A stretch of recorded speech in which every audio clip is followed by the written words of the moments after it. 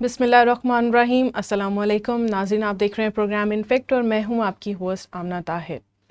ناظرین، آپ کو بتاتے چلیں کہ پاکستان کو پانی کے بحران کا خدشہ ظاہر کر دیا گیا ہے، جس کے لیے ارسا ایڈوائزری کمیٹی کا اجلاس 2 اپریل کو طلب کیا گیا ہے۔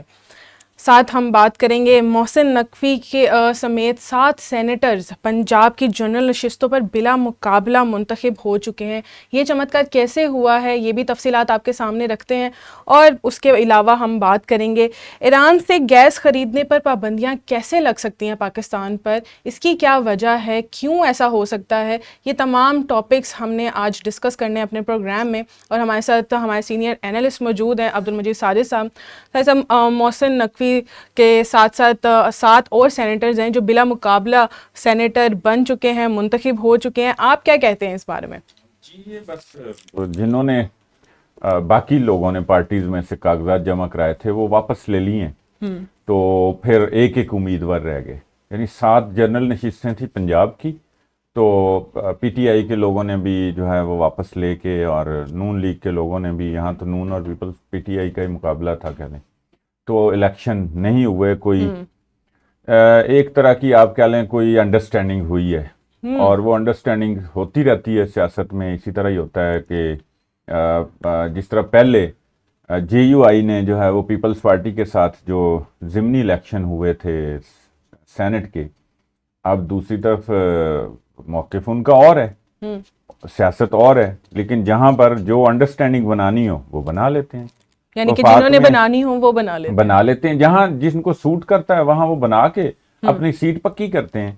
اور ویسے جو سیاست ہے وہ تو یہ ہے کہ ہم نے وفاق میں آئینی عہدے لینے ہیں، ہم نے وزارتیں نہیں لینی، پیپلز پارٹی جو کہتی ہے، لیکن ہم نے پنجاب میں وزارتیں بھی لینی ہیں، ہم جو ہے بلوچستان میں ہم نے نون لیگ کو وزارتیں بھی دینی ہیں، لیکن وہاں نہیں لینی، وہاں ہم نے آئینی عہدے لینے ہیں۔ اور جس کو جو سوٹ کرتا ہے، یہ پاکستان کی سیاست یا پاکستان کا کلچر، سیاسی کلچر عجیب و غریب ہے۔ اچھا، ابھی آپ کہہ رہے ہیں کہ پیپلز پارٹی کو سپورٹ کریے جے یو آئی ضمنی انتخاب میں، لیکن جے یو آئی خود تو ضمنی انتخاب سے بائیک آؤٹ کر ہاں، رہی ہے۔ نہیں، وہ سینٹ کے ضمنی الیکشن میں انہوں نے کیا تھا، اور جو ضمنی الیکشن اب آ رہے ہیں جو اس کا بائیک آؤٹ کریے، اس کا وہ کہتے ہیں کہ ہم بائیک آؤٹ کریں گے اور احتجاج شروع کریں گے۔ احتجاج شروع کریں گے، بس تھریٹ ہے، دیکھیں شاید ہو سکتا ہے یہ بیان بھی واپس لے لیں فضل الرحمان صاحب، اور وہ ضمنی الیکشن میں چلے جائیں۔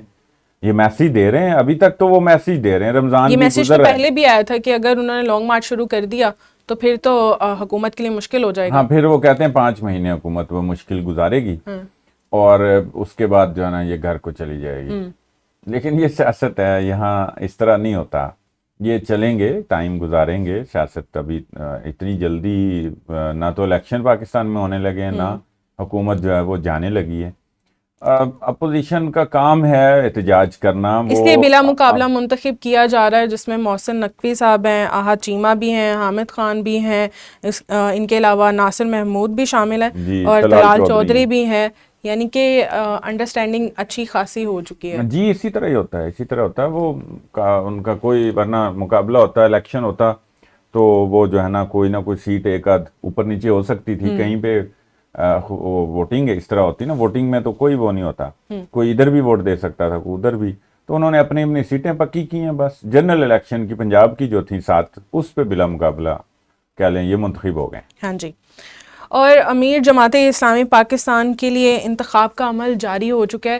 ایک طرف سائے صاحب بلا مقابلہ منتخب ہو رہے ہیں، حکومت بھی ایسے ہی چلا رہے ہیں کہ آپ کسی کے ساتھ مقابلہ نہ کریں، آپ صرف اکیلے ریس میں دوڑتے رہیں اور جیت جائیں، اور دوسری جانب یہ دیکھ لیں آپ کہ جماعت اسلامی نے کیا ٹرینڈ شروع کیے کہ وہ اپنی پارٹی کے لیے بھی انتخاب کروا رہی ہے۔ وہ ان کا سسٹم اچھا ہے، ڈے 1 سے ہی، وہ پاکستان سے پہلے کی پارٹی ہے، اور ان میں یہ مشاورتی عمل، انتخابی عمل جو ہے نا وہ بڑا شاندار ہے، اس جیسا کسی پارٹی میں نہیں، یہ واحد جماعت ہے۔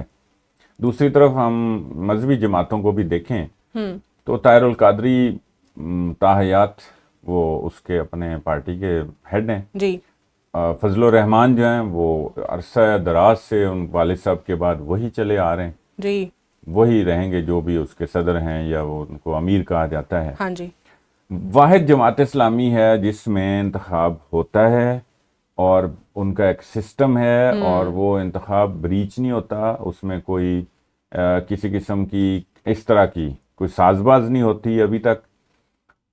سراج الحق صاحب کے بارے میں تھوڑا سا آیا تھا کہ جب یہ آئے ہیں تو منور حسن جو ہیں وہ الیکشن بھی لڑ رہے تھے، کہہ لیں سٹنگ امیر تھے، اور سٹنگ امیر کا نام دینے کے بعد بھی وہ ہار جائیں تو یہ ایک روایت ایسی پیدا ہوئی تھی کہ سراج الحق جو ہے نا وہ جیت گئے، ورنہ جو سٹنگ امیر ہوتے ہیں وہ اکثر معذرت کر لیتے ہوتے ہیں اور اس کے بعد پھر باقی جو ہے نا وہ انتخاب ہو جاتا ہے۔ سراج الحق صاحب بھی سراج الحق اپنا الیکشن لڑ رہے ہیں، دوسرا ٹینیور پورا کر رہے ہیں، 8 تیسرے اپریل الیکشن کی طرف جا رہے ہیں، 8 اپریل تک وہ پورا ہو نہیں جائے گا جاتے، ان کا۔ مطلب یہ ان کا ایک شورا کا نظام ہے، وہ شورا جو ہے اس میں تو ہر رکن جو ہے وہ اہل ہے امیر بننے کے لیے، اور شورا ارکان کی معاونت کے لیے سہولت کے لیے 3 نام دے دیتے ہیں، لیکن اس کے علاوہ بھی کوئی ووٹ ڈال سکتے ہیں کسی بھی رکن کو، ان کا آئین یہ ہے۔ دیے 3 نام جس میں سراج الحق ہیں، لیاقت بلوچ ہیں، حافظ نعیم الرحمان ہیں۔ تو حافظ نعیم الرحمان صاحب اور سراج الحق صاحب کے درمیان کانٹے کا مقابلہ ہے، اچھا، اور بہت تھوڑے سے فرق کے ساتھ سراج الحق صاحب یا حافظ نعیم الرحمان صاحب جیت جائیں گے۔ جو اپنے لیاقت بلوچ صاحب ہیں وہ بھی ہیں ریس میں، لیکن ان کے امیر بننے کا امکان بہت کم ہے، تو نعیم الرحمان صاحب اور سراج الحق صاحب کے درمیان جو ہے وہ مقابلہ ہے، دونوں کا کہہ لیں بس تھوڑے سے ووٹوں سے فرق پڑے، ویسے ووٹوں کی پھر یہ تعداد بھی نہیں بتاتے یا اس طرح کا نہیں، بس جو منتخب ہو جائیں، ایک خفیہ نظام ہے اور بڑا اچھا انتخابی عمل ہے، واحد پارٹی ہے جس میں یہ نظام موجود ہے، پاکستان میں کسی پارٹی میں بھی ایسا نہیں۔ ٹھیک، اچھا جب ہم اپنے نیکسٹ ٹاپک کی طرف جا رہے ہیں، تھوڑا بیک گراؤنڈ آپ سے جاننے کی کوشش کریں گے۔ اسلام آباد ہائی کورٹ کے 6 ججز نے خط لکھا ہے سپریم جوڈیشل کونسل کے نام، اس کا ہمیں تھوڑا بیک گراؤنڈ آپ بتائیں کہ کیا وجہ رہی ہے کہ انہیں خط لکھنا پڑا ہے سپریم کورٹ کو؟ اچھا، وہ ہوا یہ ہے کہ ایک فیصلہ آیا ہے جسٹس شوکت صدیقی صاحب کے حوالے سے، سپریم کورٹ نے فیصلہ دیا ہے کہ ان کو جو انہوں نے ایک بات کی تھی کہ ایجنسیز کا جو پریشر تھا اور وہ اس کے بیان کے بعد ان کو جو ہے نا ان کے سروسز سے معطل اور ڈسمس اور فارغ کر دیا گیا تھا، معطل ہی نہیں، بس ان کو جج نہیں رہے تھے، ان کے جتنے کہہ لیں جو وہ ہوتے ہیں نا ان کو ملتے ہیں جو بھی ان کے ججز کا وہ کہہ لیں ہوتے ہیں انسینٹیوز، وہ بھی ختم ہو گئے تھے۔ واضح سی بات ہے، وہ انہوں نے الزام لگایا تھا جنرل فیض پہ کہ وہ جو ہے نا میرے پاس آئے تھے اور انہوں نے یہ کہا تھا، اور وہ انہوں نے یہ بات کی تھی کہ ہم نواز شریف کو نہیں دیکھنا چاہتے اور نواز شریف کے ہم خلاف جو ہے نا فیصلے دیں گے۔ تو ایک تو جسٹس شوکت صدیقی بہرحال ایک دلیر کہہ لیں جج ثابت ہوئے ہیں کہ حاضر service D G I S I کے سامنے کہہ لیں وہ کھڑے بھی ہو گئے، اور پھر انہوں نے اس کا برملا اظہار بھی کر دیا، اچھا، اس کی ان کو سزا دی گئی۔ اب وہ ان کا کیس تو چل رہا تھا، اب کیس کو کس نے سننا تھا؟ کوئی ثاقب نثار نے تو سننا نہیں تھا، عمر عطا بندیال نے تو سننا نہیں تھا۔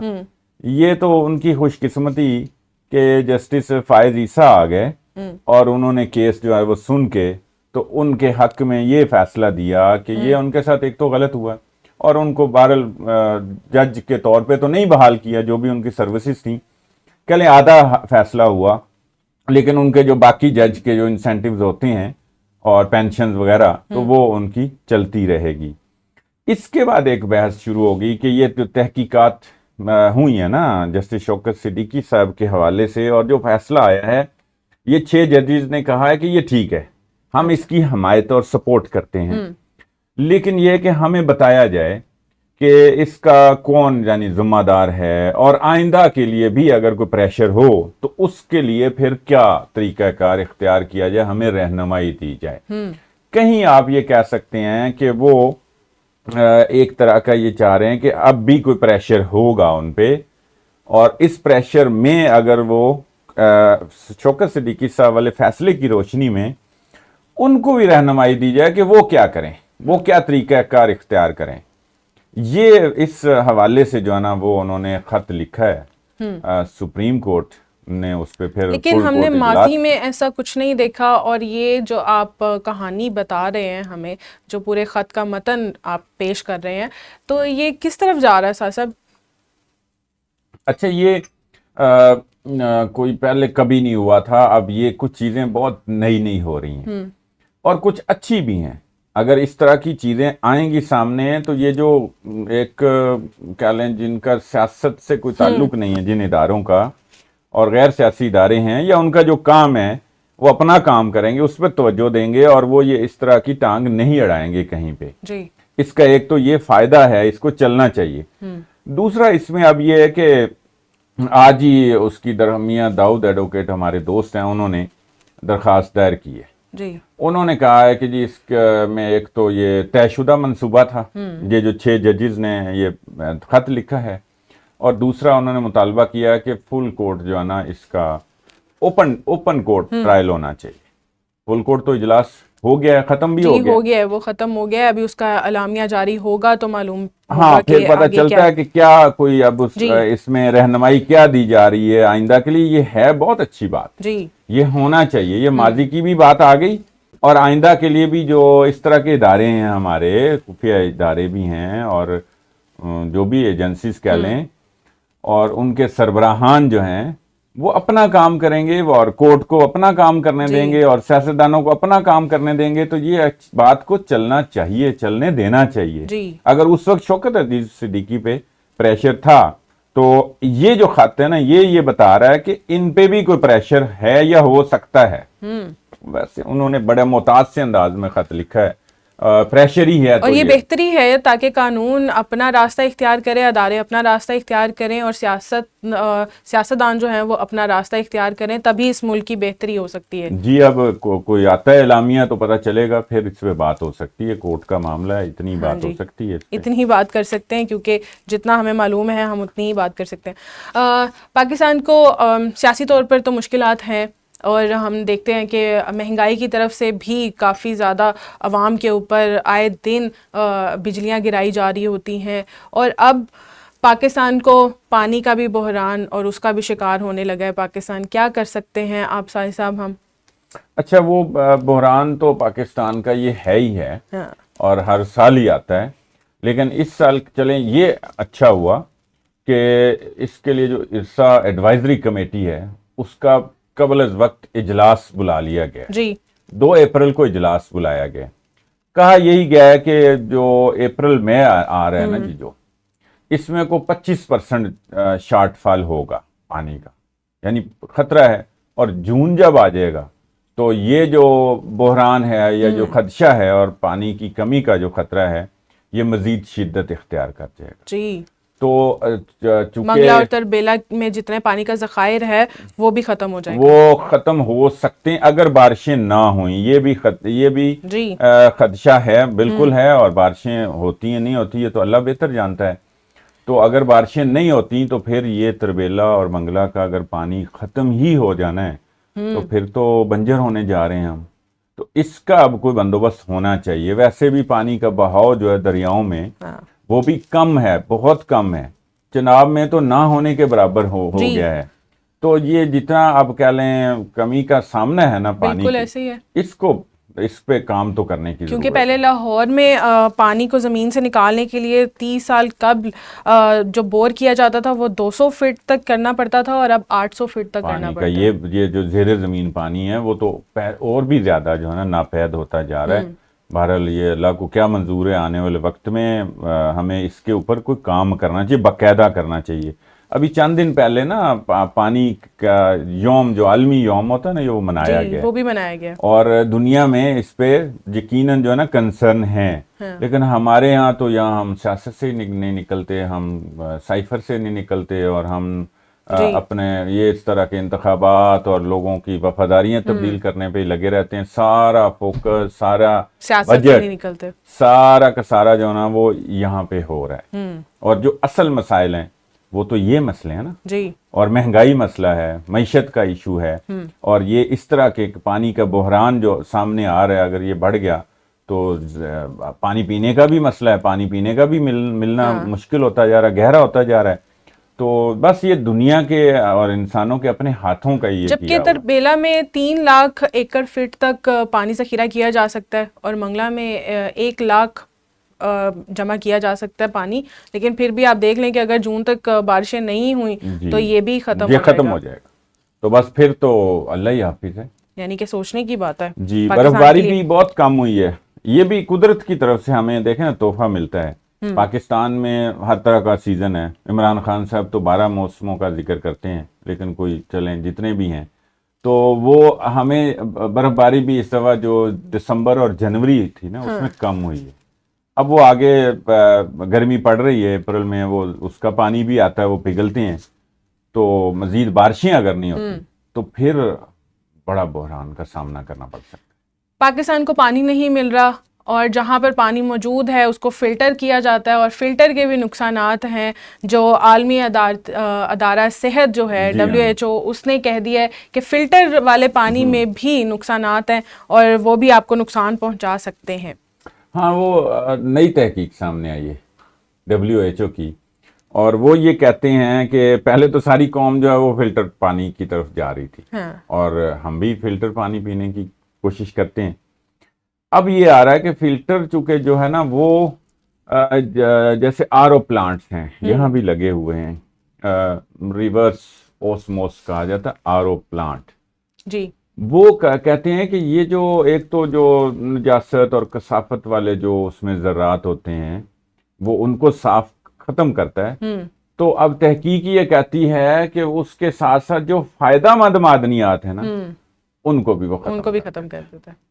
اب پانی میں کہتے یہ ہیں کہ جی کیلشیم اور میگنیشیم جو ہے نا وہ اس کی ایک مخصوص تعداد جو ہے نا وہ ہونی چاہیے جو صحت کے لیے ٹھیک ہے، اور وہ اگر نہیں پائی جائے گی تو سمجھ لیں پانی ایک بے فائدہ سا پانی پھر ہم پی رہے ہیں، اور اللہ نے جو نظام رکھا ہے جسم کا وہ پھر اس کے لیے نقصان دہ ہے۔ جو تحقیق میں کہا جا رہا ہے وہ یہ ہے کہ 1 لیٹر پانی میں 30 ملی گرام کیلشیم ہو، 30 ملی گرام بائی کاربونیٹ ہو، اور 20 ملی گرام جو ہے وہ میگنیشیم ہو، تو یہ انسانی صحت کے لیے یا انسانی جسم کے لیے مفید ہے۔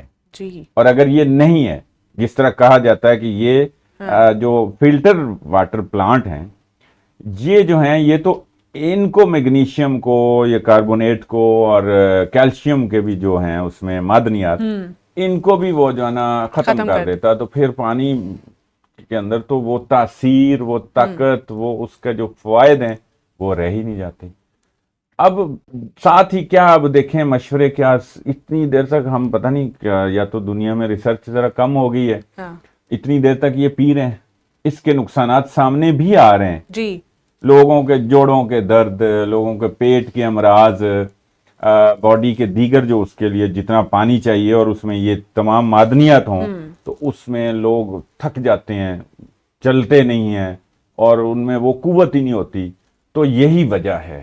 جی، اگر یہ ریسرچ آ گئی ہے اور یہ ٹھیک ہے تو پھر WHO ساتھ یہی کہتا ہے کہ اس کی بجائے اب پانی جو ہے نا وہ ابال کر پئیں، جی 20 منٹ ابالیں، 20 منٹ ابالیں، ہاں ٹھیک ہے 20 منٹ ابالیں تاکہ اس میں کوئی اگر وہ ہے نا اور پھر ذرات خود ایسے، اس کو فلٹر کریں آپ کاٹن اور کے اس کپڑے کو سے۔ پھر آپ وہ فلٹر کر لیں، ہاں وہ جی، اس کو جو کسی باریک کپڑے سے یا جس طرح بھی وہ ہوتے ہیں اس کے وہ اس سے کر لیں تو وہ بالکل آسان ہے۔ اس کا فائدہ ہے ایک تو یہ فلٹر آسان ہے واٹر، لیکن ہماری قوم محنت سے نہیں بھاگتی ہے، لیکن اس کا لیے۔ فائدہ یہ ہوگا کہ اب ایک تو پانی کے اوپر جو اخراجات اٹھ رہے ہیں کیونکہ جس طرح کی معیشت ہے، یہ تحقیق بھی ٹھیک ہو اور اس تحقیق پہ لوگ عمل بھی کر لیتے ہیں، تو جو پانی پہ خرید کے جو پانی پیتے ہیں اس سے تو کم از کم کچھ ریلیف ملے گا قوم کو۔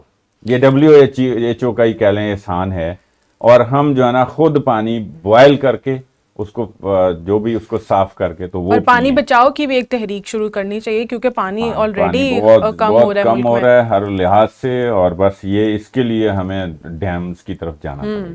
ہم ڈیم بنائیں گے اور ہم تو نہیں بناتے، ہمارا تو کالا باغ ڈیم ہی جو ہے نا وہ ختم ہو چکا ہے، اور ہمیں تو وہ نہیں بنانے دیا جاتا، تو بڑی بہرحال اب یہ جو ضرورت کمیٹی ہے، اجلاس کام کی کرے بہت گی اس کے اندر ضرورت ہے۔ کیا آپ کو لگتا ہے کہ وہ آپس میں کوئی بس یہی بات چیت اس کا ہی جائزہ لیں گے کہ یہ پانی کے بہاؤ میں کمی ہے، اور یہ اس کو کیسے قابو کریں، ذخیرہ کیسے کریں، پانی ضائع نہ ہو، پانی بارشیں ہوتی ہیں نا تو ہمارا پانی بہت ضائع ہوتا ہے، چونکہ ہمارے پاس پانی کو ذخیرہ کرنے کے ڈیم کے لیے ڈیمز ہی نہیں ہیں.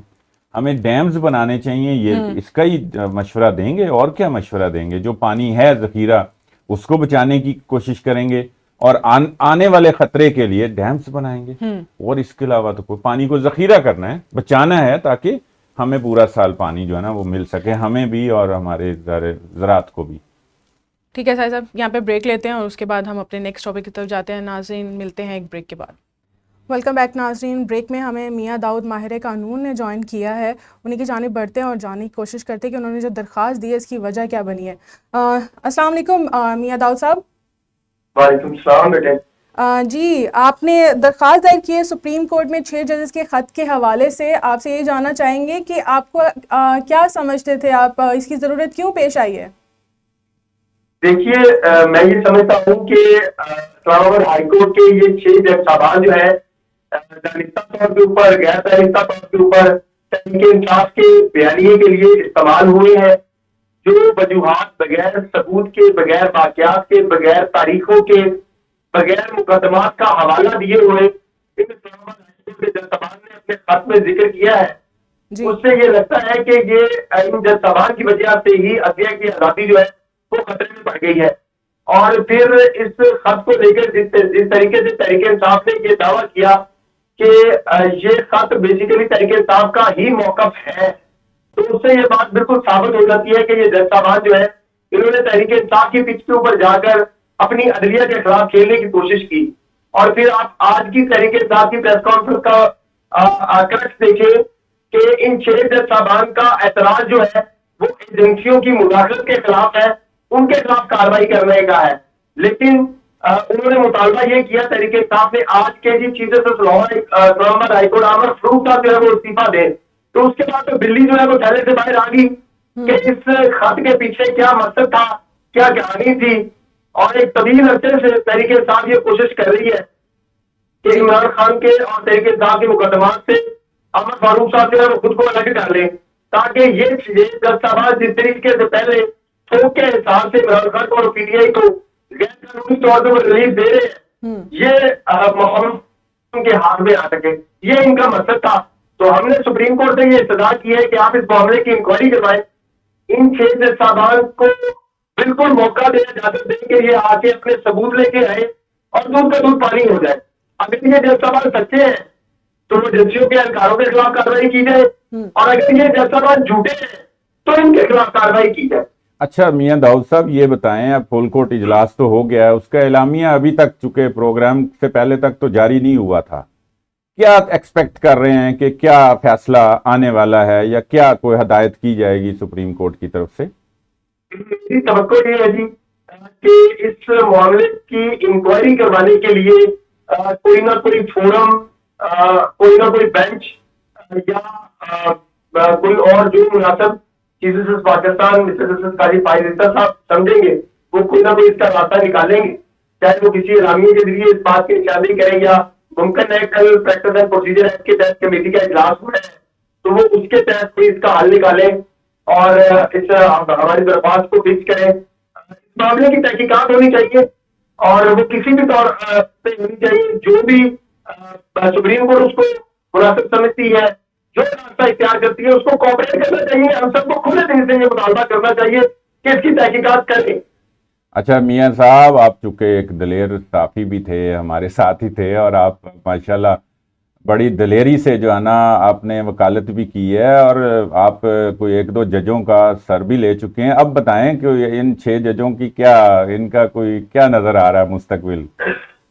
میں پوری کوشش کروں گا جی کہ جس طریقے سے ماضی میں اپنے ایک اصولی موقف کو منطقی انجام تک پہنچایا، تو اگر زندگی نے اور حالات نے موقع دیا، مہلت دی، اس معاملے کو منطقی انجام پر ضرور پہنچائیں گے کہ اس کا فیصلہ ہونا چاہیے. یہ کوئی طریقہ نہیں ہے کہ جج صاحبان کبھی جو ہے ایک سیاسی جماعت کی پچ کی طرف سے کھیلنا شروع کر دیں، کبھی دوسری کی طرف سے کھیلنا شروع کر دیں. یہ بات منطقی انجام تک پہنچائیں گے انشاءاللہ. یہ بالکل صحیح ہے، اور اس میں آپ ثابت قدم بھی رہے ہیں. آپ پر ایک الزام عائد کیا جاتا ہے، اور وہ خاص طور پہ جب ٹرولنگ ہوتی ہے تو وہ یہی کیا جاتا ہے کہ آپ کسی کے اشارے پہ جو ہے نا یہ درخواستیں دائر کرتے ہیں اور ریفرنس دائر کرتے ہیں. تو ذرا چلیں حضرات تفنن ہی صحیح لیکن بات تو ہو جائے نا اس پہ. نہیں وہ اشارہ تنایا کسی کے کہنے کے اوپر ہماری تاریخ میں جو لوگ کرتے ہیں وہ وقتی طور پہ اوپر کر کے بھاگ جاتے ہوتے ہیں. میں انڈیپینڈنٹلی کام کرتا ہوں, اس کا سب سے بڑا ثبوت ہے کہ میں آخر کے دن تک اپنے کیس کو لے کے چل رہا ہوتا ہوں. باقی الزامات تو ظاہر بات ہے کہ جس جماعت کا آپ بیانیہ دریافت کر رہے ہیں طریقے انصاف کا, تو وہ ان کی طرف سے یہ الزامات کرنا مطلب میرے لیے کوئی معمولی بات نہیں. ان کی عادت ہے, انہوں نے ایسے کرنا ہے. نہیں وہ تو ظاہر ہوتا رہتا ہے اور اب تو ایک ٹرینڈ بن گیا ہے. اب تو ان کے ساتھ جو رہتے ہیں اور وہ اگر وقتی طور پہ چھوڑ جاتے ہیں تو ان کو بھی معافی نہیں دی جاتی, تو آپ کو کیسے معاف کریں گے. بہرحال جی بہت شکریہ میاں داؤد صاحب, آپ ثابت قدم بھی رہیں, آپ دلیری سے اسی طرح جو ہے نا وہ وکالت بھی کرتے رہیں. بہت شکریہ میاں داؤد صاحب ہمارے ساتھ موجود تھے. ساجد صاحب دیکھیں وہ ایک بات کر رہے ہیں, انہوں نے جو بات کی ہے نا, ہم ذرا ملفوف انداز میں بات کر رہے تھے, ہمیں چونکہ توہین عدالت کا بھی خوف ہوتا ہے, لیکن وہ وکیل ہیں اور اپنی چونکہ وہ اس طرح کے خوف سے ذرا باہر نکلے ہوتے ہیں, وہ بات سیدھی کر رہے ہیں. وہ یہ بتا رہے ہیں کہ یہ معاملہ ہے اور یہ جسٹس عامر فاروق کے اوپر عدم اعتماد کا ہے معاملہ. اور ویسے بھی جو خط ہے نا, خط یہ جو بات اس میں کہہ رہے ہیں نا کہ ہم پر پریشر ہے اور یہ, اور سپریم جوڈیشل کونسل کو خط, سپریم جوڈیشل کونسل کو خط تو کسی جج کے خلاف ہی لکھا جاتا نا. وہ تو کسی جج کی کوئی ارریگولیرٹی اور ان پہ کوئی کرپشن کے چارجز وغیرہ ہوں یا اور ان کا مس کنڈکٹ ہو, اس کو وہ ڈیل کرتی ہے. سپریم جوڈیشل کونسل کا یہ کام بھی نہیں ہے کہ وہ اس طرح کی چیزوں کو بھی کرے. اب ظاہر جیسے شوکت صدیقی کو اگر کیا ہے ٹیک اپ ان کے کیس, تو وہ ان کے جج ہیں نا, اور ان پہ جو بھی ہوئی تو اس کو وہ انہوں نے ریورٹ کیا ہے اور اس کا جو بھی فیصلہ دیا ہے ان کے حق میں. تو یہ بات تو درست ہے کہ عامر فاروق چونکہ پی ٹی آئی کی آنکھوں میں رڑکتے ہیں اور وہ جو ہیں فیصلے دیتے ہیں اس طرح کے کہ اب ہر پارٹی کا یہ مسئلہ بن گیا ہے. جس پارٹی کے خلاف فیصلہ آ جاتا ہے وہ کہتے ہیں یہ نون لیگ کے اس میں ہے کیمپ میں, اور اگر پی ٹی آئی کے خلاف آ جائے, نون لیگ کے خلاف آ جائے تو وہ کہتے ہیں یہ پی ٹی آئی کے جج ہیں. چلیں آج فل کورٹ کا اجلاس ہو گیا تو وہ اب پتہ چل جائے گا کہ اس کا اعلامیہ کیا آتا ہے. کوئی کمیٹی بن جائے گی. میرا یہ خیال ہے انہوں نے جو استدعا کی ہے وہ یہی ہے کہ کوئی کمیٹی تحقیقات کو بااختیار کمیشن بننا چاہیے. تو وہ اشارے میں کہہ رہے تھے پابندیوں کا سامنا کیوں کرنا پڑتا ہے. اب اندرونی آپ ماحول دیکھ لیں, اس میں قانون کے اوپر پابندیاں لگائی جا رہی ہیں, لیکن آپ یہ بھی دیکھیں کہ اب پاکستان کو بیرونی جو قوتیں ہیں ان سے بھی پابندیوں کا سامنا کرنا پڑ سکتا ہے. اگر اس نے ایران سے گیس خریدنے کی کوشش کی تو امریکہ کہہ رہا ہے کہ اس کو پاکستان کو پابندیوں کا سامنا کرنا پڑے گا. ہاں یہ خطرہ اب تو ہم کہہ سکتے ہیں جی, لیکن یہ جو پاک ایران گیس پائپ لائن ہے نا, یہ کوئی آج کا منصوبہ تو ہے نہیں. یہ کوئی 1994-95 کا ہے, یہ چل رہا, اور اس میں انڈیا بھی شامل تھا. پھر انڈیا کی تو چونکہ پہلے دن سے بدنیتی تھی, ہم استثنا لیں گے اور اب کہہ رہے ہیں کہ ہم پہ پابندیاں بھی لگ سکتی ہیں. اچھا وہ میں اس پہ آتا ہوں, اس کی طرف آتا ہوں. بیک گراؤنڈ کا ہمارے پاس ٹائم نہیں ہے. اچھا اب اس میں دیکھیں نا, یہ ابھی جو استثناء مانگ رہے ہیں یا پابندیوں کا خطرہ ہے, تو میں یہ کہہ رہا ہوں کہ یہ تو ایران پہ پابندیاں لگنے سے پہلے کی گیس پائپ لائن کا منصوبہ ہے. تو پہلے کیوں نہیں بنا؟ پہلے اس میں انڈیا رکاوٹ بنا رہا ہے. اس نے ایک خاص ٹائم فریم جو ہے نا وہ گزارا, اس میں سے اس کے بعد وہ نکل گیا. پھر پاکستان اور ایران کا آپس میں معاہدہ ہوا 2008-9 میں. اس وقت کے بعد پابندیاں تو اس پہ بعد میں لگ رہی ہیں, تو ہمیں اپنا یہ کام اس وقت ایران نے کر لیا تو ہمیں کر لینا چاہیے. تو جناب صرف ایران کے اوپر پابندیاں پاکستان کے ساتھ معاہدے کرنے پہ ہی لگنی ہے, کیونکہ ایران نے عراق کے ساتھ تو اس نے 5 سال کا معاہدہ کر لیا. عراق کو تو نہیں خوف ہوا, اس پہ تو کوئی پابندیوں کا جو ہے نا کوئی سیکریٹری خارجہ یا جو اس کے ترجمان ہیں وہ یہ دھمکا نہیں رہے. پاکستان کو وہ وارن کر رہے ہیں کہ اگر آپ یہ معاہدہ کریں گے, یعنی یہ جو پائپ لائن بڑھائیں گے, آگے لائیں گے گوادر تک, 81 کلومیٹر کی یہ ایک ہے, وہاں سے ان کے بارڈر سے گوادر تک لانے کا, یہ پچھلی نگران گورنمنٹ فیصلہ کر گئی تھی. اب جو ہے وہ مصدق ملک نے بھی اس کا جو ہے نا اظہار کیا کہ ہم یہ کریں گے، ورنہ مجھے پھر بتائیں کہ جو ایران ہم پر فائن کر سکتا ہے عالمی عدالت انصاف میں 18 ارب ڈالرز کا، پھر وہ امریکہ ادا کرے گا۔ ویسے تو ہم ایک آزاد ملک ہیں، ہمیں تو وہ جو ہم تو پہلے کا ہم نے یہ معاہدہ کیا ہوا ہے، اور باقی کر سکتے ہیں تو ہم نہیں کر سکتے؟ ہمیں گیس چونکہ ہم خوشحال نہ ہوں، ہاں یہ تو گیم چل رہی ہے نا جو سمجھ نہیں آ رہی، تک کی تو بنانی ہے۔ اور آگے دیکھیں، آگے اگر تو یہ ہم نہیں بناتے تو پھر آپ گیس کا پہلے بحران بھی دیکھ لیں، اور گیس کی قیمتوں کا بھی اندازہ لگا لیں جو اس کا اثر پڑ رہا ہے، اور اس کے نتیجے میں اور بھی صنعتوں پہ جو اثر پڑا، اور وہ مہنگائی جو بڑھے گی، عوام جو پسے گی۔ اب بھائی یہ سیدھی سی بات ہے، امریکہ سے استثناء مانگیں جو کہہ رہے ہیں، اور انہیں ادروائز یہ کہیں کہ ہمیں آپ استثناء نہیں دیتے تو بھی ہم بنا رہے ہیں۔ ٹھیک ہے ساحر صاحب، سمجھ یہی آ رہی ہے کہ جب تک ہم نے خود مل کر نہیں چلنا، ہم نے خود اپنا فائدہ نہیں دیکھنا، تب تک ہم اپنے ملک کا بھی فائدہ نہیں کر سکتے، اور نہ ہی ہم دنیا میں جانے جا سکتے ہیں۔ ناظرین، یہ تھا آج کا پروگرام، پانی بچائیں آپ بھی تاکہ ملک میں پانی زیادہ ہو سکے۔ اپنی میزبان کو دیجیے اجازت، اللہ حافظ۔